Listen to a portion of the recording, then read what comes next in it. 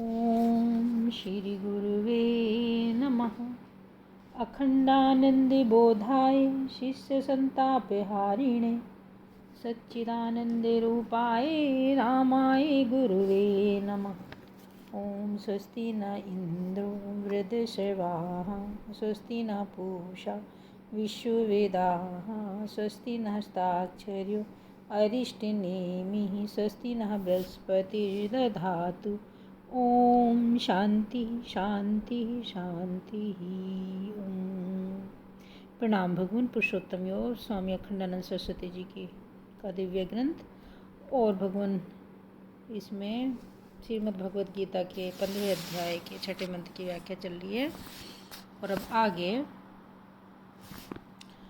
यत् गत्वा न निवर्तन्ते का अर्थ है कि एक भ्रम रूप से जो अप्राप्ति होती है हो तो साथ कंठ चामीवत उसको बोलते हैं, गले में हार है। अब कुछ पीछे की ओर हो गया और बोलते हैं कि खो गया, सारा घर ढूंढ आए नहीं मिला। कहते हैं कि एक बड़ा भारी दार्शनिक थे, उनकी नोट करने की जो पेंसिल थी वह खो गई।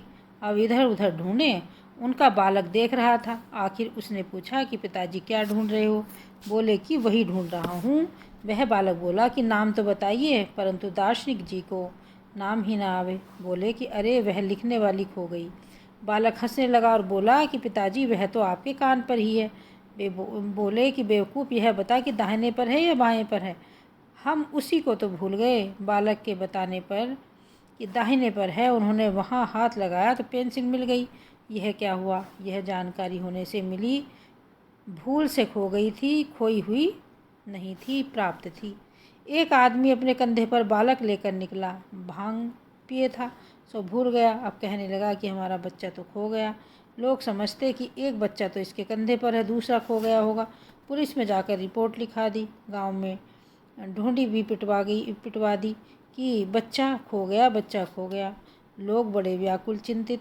जब वह भांग के नशे में घर लौटा तो बच्चे का सिर चौखट के ऊपर टकरा गया और वह रोने लगा। अब वह नाराज होकर पूछने लगा कि अरे तुम कहाँ थे? बच्चा बोला कि पिताजी मैं तो आपके कंधे पर बैठा सो रहा था। अब वह बच्चा मिला नहीं, बच्चे की जानकारी हुई, बच्चा तो पहले से था। तो यत गत्वा न निवर्तन्ते तद धाम परमम। यह भगवान का जो धाम है यह नित्य प्राप्त है, हम उसी में रह रहे हैं। यह तो भ्रांति के नशे में अज्ञान के कारण, परमात्मा को न पहचानने के कारण आवृत्त बुद्धि से यह समझते हैं कि परमात्मा अप्राप्त हो गया है। जब हम ईश्वर और गुरु की कृपा से यह समझते हैं कि ईश्वर तो अपना स्वरूप ही है, तो यत गत्वा माने यत ज्ञात्वा यत प्राप्य, जिस नित्य प्राप्त की प्राप्ति होने पर, जिसकी जानकारी होने पर पुनरावृत्ति का जाने आने का सवाल ही नहीं रहता। भगवान कहते हैं कि वह मेरा परम धाम है।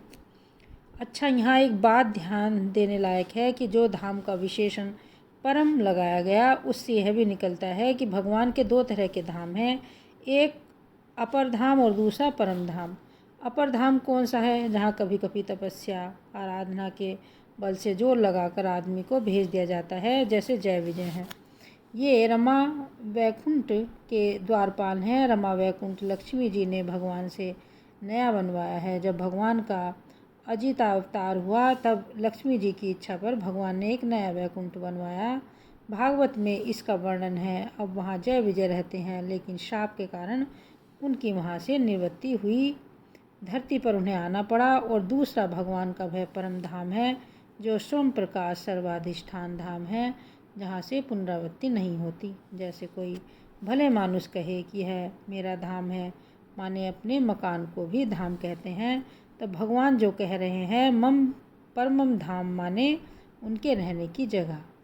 जैसे चारों धाम द्वारका, रामेश्वर, बद्रीनाथ एवं जगन्नाथपुरी तो भगवान के रहने का महल हुआ मम परमम धाम, पर वह तो ऐसा है जहाँ से लौटना नहीं होता।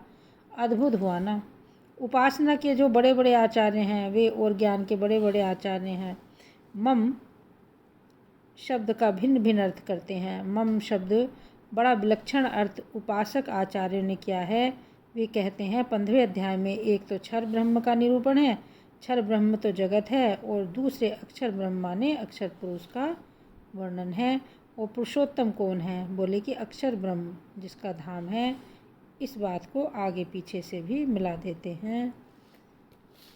ओम शांति ही शांति ही शांति ही। प्रणाम भगवान।